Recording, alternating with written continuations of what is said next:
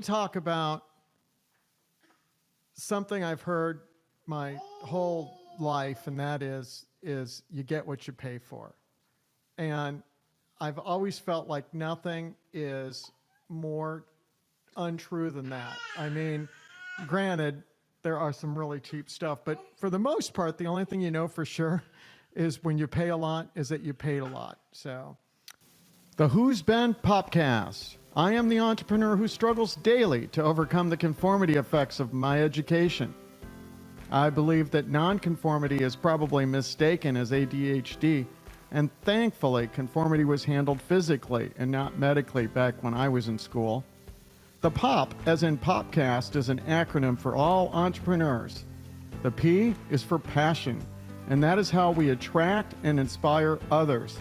The O is for obsession, and obsession is the only way you can stay on a constantly moving and often obscure target. And the second P is for perseverance, because the entrepreneur's journey is so darn hard, and it's filled with tearful, sleepless nights. All entrepreneurs need to arm themselves with these three unrelenting values. 1, manage your resources so you can have cash flow. 2, follow up so that you can truly appreciate the value others add. And 3, never waver from making everything you touch awesome and impressive. Right. And I do like to start every time out with a quote that I found some time ago. And where do I switch this to share? There we go. I got it on my screen here. It's one I found from Calvin Coolidge. Hey, Evelyn. And it is, nothing in this world can take the place of persistence. Talent will not. Nothing is more common than unsuccessful men with talent. Genius will not. Unrewarded genius is almost a proverb. Education will not. The world is full of educated derelicts. Persistence and determination alone are omnipotent. And today, I need to pause for a moment, I think, to take care of Evelyn here. This is episode number 8. And I wanted to talk about something I've heard my whole life, and that is you get what you pay for. So do we always get what we pay for? This is, I guess, part 2 of episode 8, since I did pause it there. So do we always get what we pay for? Absolutely not. Just because something costs more than something else doesn't mean that you get what you pay for. It doesn't mean that it's going to be better. I know a lot of times we think that it's going to be better, but it's not always better. And there's a lot of different ideas that go into what something costs. And for the most part, I want to focus on the idea to the entrepreneur. That's people that have a business, starting a business, running a business. Let's think about it from that perspective rather than that of a consumer, like when it comes to buying a belt. And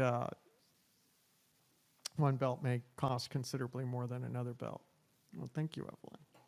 So when it comes to a business, you might find yourself that finding way different quotes, especially on materials. You know, the first thing in business is to kind of separate the kind of expenses that you're buying. And one is things that are part of what you sell. So if I'm printing a book, then I'm buying printed books sometimes, or I'm buying components of a printed book. So I might be buying paper. I might be buying cover stock. I might be buying a printing press. I might be buying digital printers, and I might be binding equipment that puts the book together. There's a lot of different stuff that I might be buying for that book. So when we start thinking about how you purchase stuff, you first want to start thinking about it from the perspective of what does it cost to get the completed, product. So I still remember years ago, I was doing our first video on forklift training, and we ended up making it a 4-part series, and it was on VHS tape, and it was like, I don't remember the 4 titles. I mean, the 4 different components, but altogether they were about 33 minutes. And we just thought that breaking up into the separate sections so that we had one on training and basic principles and one on operating and one, et cetera. I can't remember exactly, but there were 4 different videos. And then out of those 4 videos, I had to get them dubbed, created. And then with that, it's not just that, but it's packaging with the video. And then all 4 of them have a different cover for each video that you have to print and then insert it. And then you got the packaging of them together. And then there was a trainer manual. And then there were 5 trainee manuals. And then there were like wallet cards that you could issue to the operators after they were finished being trained. And then there were, I think that was pretty much it. Certificates, I guess, and maybe there was a couple other things we put in the package. And then you had the package itself, because it's like, well, you have to ship it to them, as a whole package. But I remembered when I was trying to do that, the cost to just get more got cheaper. So if you want to order a bunch of books, for example, I used to say that the first book might cost me $20,000, and then each additional book after that cost me like $4 or something, or $3. And so as we start breaking it down about what we're buying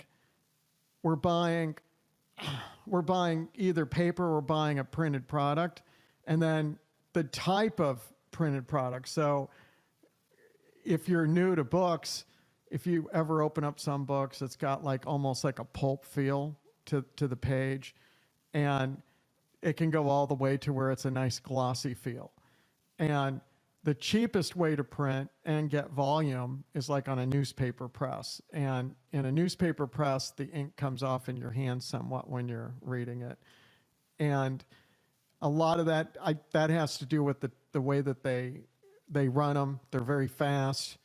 And then the next kind of press that could run that same kind of paper is what we call a heat set web. So in order to make it so that the ink sticks to the paper, it goes through an oven where it heats the paper with the ink on it, and then it chills it really fast. It goes through like a refrigeration roller that chills it super fast. And so if you're trying to get something printed and you're printing it like on a newspaper press, that's not going to cost a lot because there's a lot of newspaper presses out there. It's cold set. It's really fast for them to produce it. And a heat set web, well, now it's a little bit different. It's much higher quality, and the ink sticks to the paper. And Evelyn's a little needy again, so I guess there'll be a part 3 here in a moment. I got to take care of her. Okay, episode 8, part 3.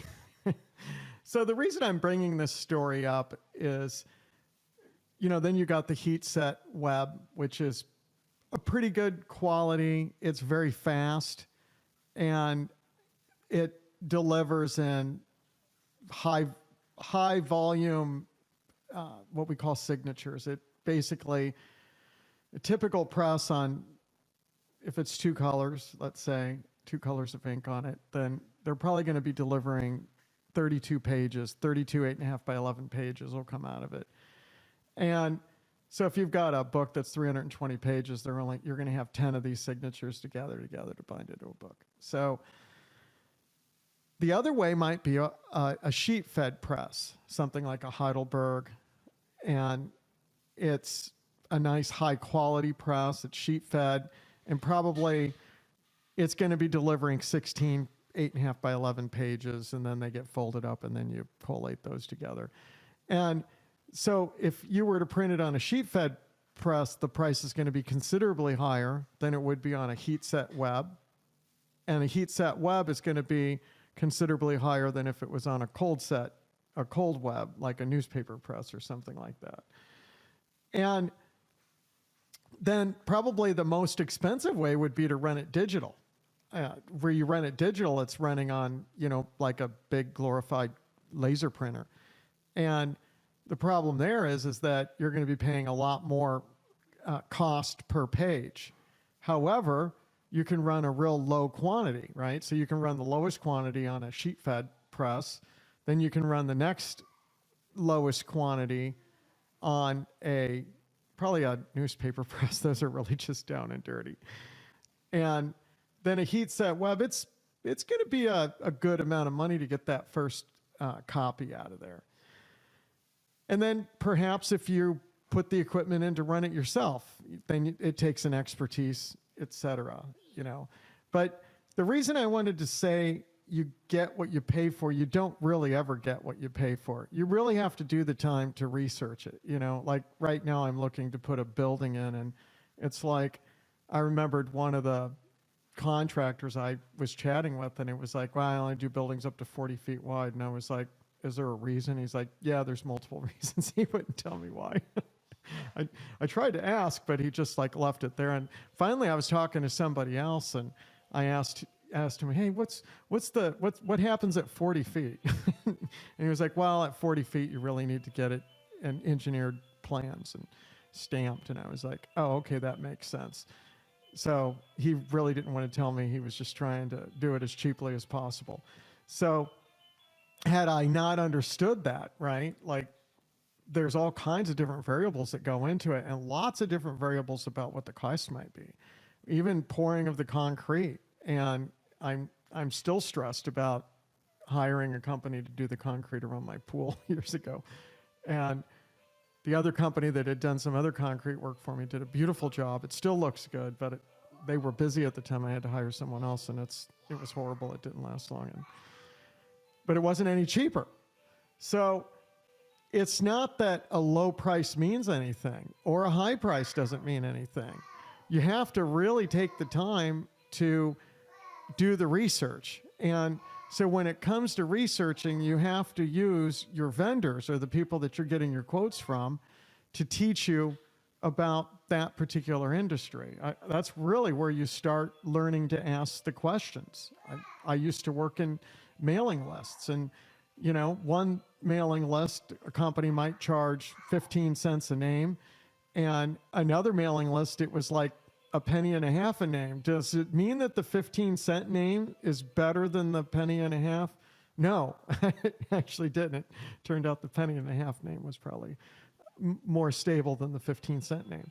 So there's a lot of different variables that go into stuff, and you really have to take the time to learn that particular industry. And the only way to learn it is you have to do the research on it. And unfortunately, when you go online and just start researching something, it's just crazy what you end up finding. It's just, there's so many different kinds of things that come up, but it is a starting point. Imagine trying to find a heat set web press. That's usually when I make books, I like to have heat set web. So it's hard to find that. It's almost impossible to find it online because they don't break out printers that way. There's fewer and fewer of them now. That industry's been imploding. So when it comes to buying something, you really have to do the work to research it and find it. And same thing with vehicles, especially when it comes to a company vehicle. I think probably the most important thing is that you got something reliable, that it's going to start every time that you turn the key. You're not going to have problems with it. And then probably the utility of it and things like that. And sometimes you don't even know what the utility is until you really start talking to people. And you'll find that some vendors and the people that work there, they really take the time to understand what they're creating, So like looking at a building that you want to build, for example, if the contractor constantly goes back to his people that he builds a building for, and he interviews them, let's say 6 months later, and talks to them about the things that they like about what he built and the things that they don't like about it, that's the kind of contractor that would mean a lot more to me than their price, because here's somebody that really cares about what they're doing, and the overall utility of it and usefulness over time is going to mean a lot more than whatever price they happen to charge me for it. And Evelyn's coming. Yes, Evelyn, you want to come up? So anyhow, so don't shop on price. It's the worst way. Obviously, we need to take price into account, and I never want to pay more than I have to. But there's so many other variables that go into it. Anyhow, back to that forklift training. I ended up ordering like 20,000 sets of those videos, if something like that. And we ended up, I mean, we sold a bunch of them, but we didn't sell anywhere near 20,000. And it was just pallets. I mean, pallet. There was like truckloads of this stuff. And with all the books and everything, it was just crazy how much we had. And for like years, I was sitting there thinking about what can I do with these VHS tapes? You know, like, can I, what if we could glue them together and turn them into a house? For the walls for a house, you know, talk about 3D printing a house. That was another option. And it was like, you know, maybe I got the cost per unit relatively inexpensive, but overall the total cost was just crazy what it cost me. And in a few years later, after making decisions like that, I did the same thing when I came out with our California regulation book. I printed way too many and we didn't sell them because it didn't sell like the other ones. And because it was a heat set web book, we needed to print a higher quantity. And so that's one of the reasons I ended up starting my own printing operation years ago, was just so that I didn't have to make those decisions. I could start off printing just a few thousand and get it, you know, a lot more reasonable. And then if I needed to print more, I could, because I had both offset printing as well as digital printing in-house. So that gave me a lot more versatility on it. And the other reason I did it is just because I really didn't like contacting printers and asking them for different quotes. Well, what if I change this? What if I change that? And then that takes another 2 or 3 or 4 days for them to get me an estimate. And I want to change something else. You know, I'm like, well, what happened if I do this? And so putting in my own printing operation, it made it a lot easier. It was just like, I just have to look up the cost of the paper. Other than that, it's labor. And that would be, that'll be another popcast, would be discussing the way to calculate labor. I don't count labor as a direct expense into what I create. I count labor as a overhead expense. It's the same as the building, insurance, everything else that I buy. It's all the same. You can't cut your labor back. You have to pay people a full-time job or else they'll probably go somewhere else. So you can't cut them back to 30 hours a week, or they might not work for you very long. So it's like a fixed cost anyhow to me. And it makes it a lot easier to run a business and figure out how to get things running a lot more efficient and have a lot more profits when you're not nickel and diming and worrying about whether it took 13 hours or 9 hours to produce something. It doesn't really matter. It just needs to get produced. Things happen anyhow. And people have a tendency to charge off unforeseen things to things that are new or whatever. So you're probably going to get numbers that don't mean a whole lot anyhow. When doing internal cost accounting, that'll be another podcast in the future.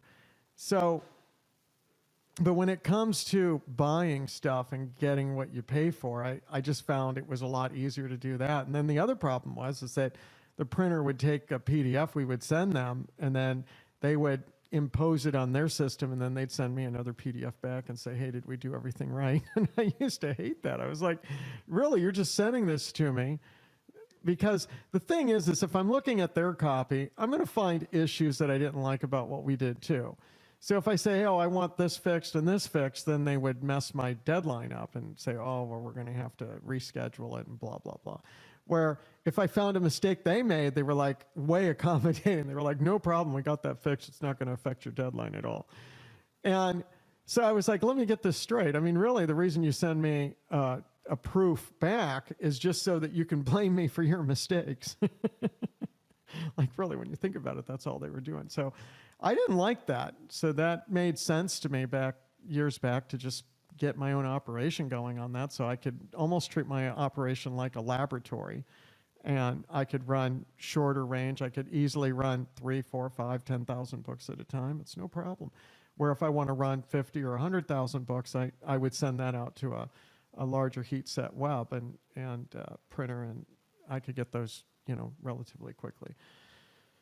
So you have to take the time to find out, really. You just have to research it, and you have to understand the industry, and you have to ask for referrals, and who are some other people you've done business with, and what do they say about you. That really means a lot. Years ago, when I got into printing, I bought the pre-press system that would produce the metal plates that would go on my printing press.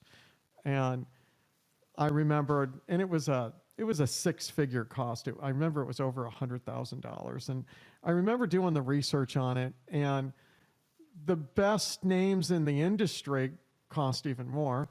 And the one I bought, I've had it for like 17 years, something crazy like that. And I've only had like 2 or 3 service calls. And granted, a service call is over $10,000, but still, I've only had like 2 or 3 of them out of all these years. It's just been an amazing piece of equipment. But I remember the salesperson, when he sold it to me, I was like, do you have any referrals? And he handed me a binder. And in the binder, it was just page after page after page, like just small little mailing labels of people who had bought that machine from him. And there were a lot of them. I mean, hundreds. And I just randomly went in there and I called 3. And all 3 that I talked to, I actually didn't look for the company owner necessarily, unless he kind of ran things. But I also looked for the people that were running the equipment. I talked to them about it. And everybody I talked to, they loved it. They liked buying from that salesperson, the company, as well as that piece of equipment. And that didn't steer me wrong. Every decision I made in buying that equipment was a good decision. And it never would have been a good decision if I would have bought it based on brand name recognition within the graphic arts industry, or if I talked to other company owners, because I've seen a lot of other company owners make decisions over the years, and it's like, wow, they really didn't make as good of decisions, and many of them are out of business now. And the kind of equipment that you buy is a big deal, because it's like, it's not just price, it's also reliability, but it's also, what is it like to use it? What does it take to get a job ready for it? Like, I like to say, where are the bodies buried? And most companies won't tell you where the bodies are buried. You really have to be acutely aware. You have to really look for where the bodies are buried in everything that we deal with. It doesn't matter what kind of supplier you want to buy from. I mean, even in dealing with printers, I finally learned that when I would send to these heat set webs, no matter what I did, the bottom books were never usable to me because they just didn't look good. They would use these cheap pallets, and they'd have too much spacing between the boards, and with a couple of £1,000 on top of them, and the bottom books the covers weren't exactly flat, and I would never ship that to a customer. So I just had my own pallets made years ago. I just pay to ship those to the printer. I usually print the covers in-house anyhow. So we just put all that together and send a truck up and deliver that, and then they just use our pallets, and then we never have a complaint that way, which is best. You don't want problems. The most important thing is to not have any problems, I think. So all of those things go together, and you'll find a lot of times when you're buying that the person that you're buying from is not the person doing the work, and they're probably not even involved in it. So you really have to just do your research, and you have to dig into it. You got to keep notes. You got to write down who you're talking to, and you got to just get educated as you go along, and then look for referrals and talk to the referrals along the way. And you start to look for the little nuances and stuff to find out where the bodies are buried in whatever it is that you're dealing with. So until next time, and thank you. I'll try to be more reliable and do it quicker. This may very well be only my second podcast in April. And have a great day.